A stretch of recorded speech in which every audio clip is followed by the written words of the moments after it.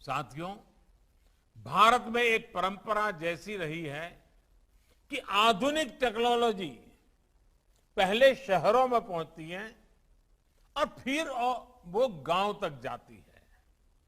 लेकिन आज देश ने इस परंपरा को बदलने का काम किया है।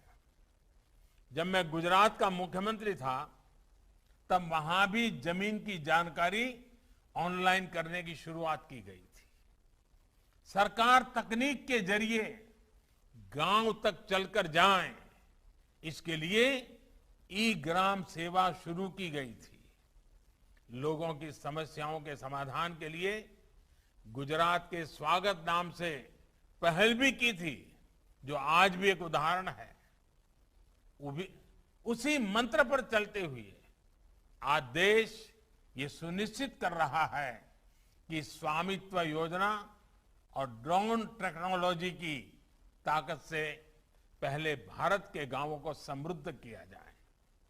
ड्रोन टेक्नोलॉजी कम से कम समय में मुश्किल से मुश्किल काम सटीक तरीके से कर सकते हैं। ड्रोन वहां भी आसानी से आ जा सकता है जहां इंसान नहीं जा सकता।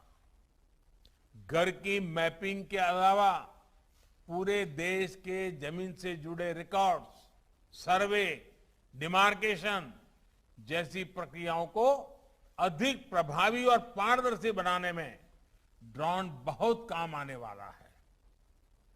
मैपिंग से लेकर डिजास्टर मैनेजमेंट, खेती के काम और सर्विस डिलीवरी में ड्रोन का उपयोग अब व्यापक होगा। आपने देखा होगा टीवी पे, अखबार में, 2 दिन पहले ही मणिपुर में ड्रोन से ऐसे क्षेत्रों तक कोरोना के टीके तेजी से पहुंचाए गए जहां इंसानों को पहुंचने में बहुत देर लगती है। ऐसे ही अभी गुजरात में ड्रोन का उपयोग खेत में यूरिया के छिड़काव के लिए किया गया है। भाइयों और बहनों, ड्रोन टेक्नोलॉजी से किसानों को, मरीजों को, दूर दराज के क्षेत्रों को ज्यादा से ज्यादा लाभ मिले, इसके लिए हाल ही में अनेक नीतिगत निर्णय लिए गए हैं। आधुनिक ड्रोन बड़ी संख्या में भारत में ही बने, इसमें भी भारत आत्मनिर्भर हो, इसके लिए पीएलआई स्कीम भी घोषित की गई है।